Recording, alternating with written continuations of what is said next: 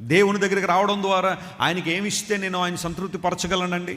తలనీలాలు అర్పించమంటారండి? నున్నగా నా తలనీలాలు ఇచ్చేస్తే దేవుడు ఇష్టపడతాడా? లేదా పూలు పలహారాలు దద్దోజనం ఇవన్నీ ఇస్తే దేవుడు ఇష్టపడతాడా? నిజదేవుడు ఏం కోరుకుంటున్నాడు నీ నుండి, నా నుండి? ఆయన ఏం ఆశిస్తున్నాడంటే, బైబిల్ సెలవిస్తున్న మాట, దేవుడు నీ నుండి నా నుండి ఆశిస్తుంది మనం ఆయనతో సహవాసం చేయాలని, ఆయనతో ఒక సంబంధాన్ని కలిగి ఉండాలని దేవుడు ఆశించాడు. ఆ ఉద్దేశంతోనే ఆదాము హవ్వలను దేవుడు కలుగు చేసుకున్నాడు. ప్రతిరోజు వారితో దేవుడు సంభాషిస్తున్నాడు. ప్రభువా, నువ్వు మాట్లాడాలంటే దూతలు లేరా? పరలోకంలో కోట్ల కొల దూతలు లేరా?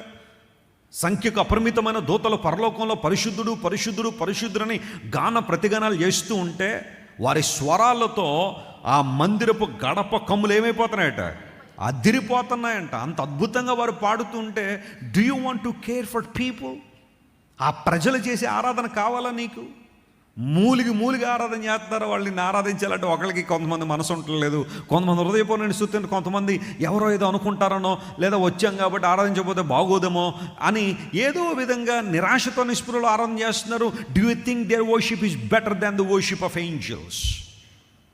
బట్ స్టిల్ గాడ్ సేడ్, దేవదూతలు ఆరాధించిన ఎంతైనా సరే, ఎన్ని రకాలుగైన వారు నన్ను ఆరాధించినాయి, కానీ I care the fellowship with my people. నా ప్రజలతో నా సహవాసం కావాలి, వారితో నాకు సంబంధం కావాలి.